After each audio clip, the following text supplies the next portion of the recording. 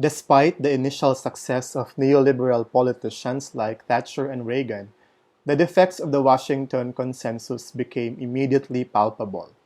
A good early example is that of the post-communist Russia. Russia's case was just one example of how the shock therapy of neoliberalism did not lead to the ideal outcomes predicted by economists who believed in perfectly free markets. The greatest recent repudiation of this thinking was the recent global financial crisis of 2008 to 2009. Neoliberalism came under significant strain during the global financial crisis of 2007 to 2008, when the world experienced the greatest economic downturn since the Great Depression. The crisis can be traced back to the 1980s, when the United States systematically removed various banking and investment restrictions. In 2008, the global economy experienced a great failure, and this failure is referred as the global financial crisis.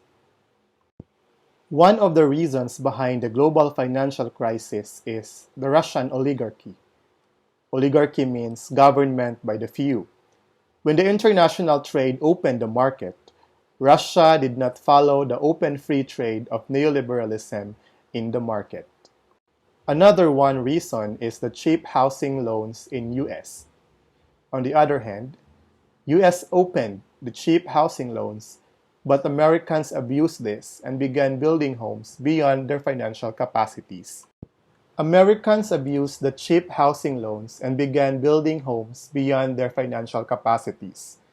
As a result, unpaid loans bloated, which let the banks decide to impose mortgage payments. As a result, US banks filed for bankruptcy, including the Lehman Brothers. It was an investment bank in US which collapsed on September 15, 2008, and has affected not just the US, but also its foreign investors. Iceland's banks were also affected and failed to refinance their loans. At present, Spain and Greece are heavily indebted, including almost the third world countries. Consequently, the International Monetary Fund, or IMF, ordered the countries with debts to cut back social and public spending or reduction of government spending, which eventually slowed down the economic growth and ensured high rate of unemployment. This affects pensions, healthcare, social security, which are felt mostly by the poor. US recovered relatively quickly using the Keynesian style, pushed again by President Barack Obama in the first months of office.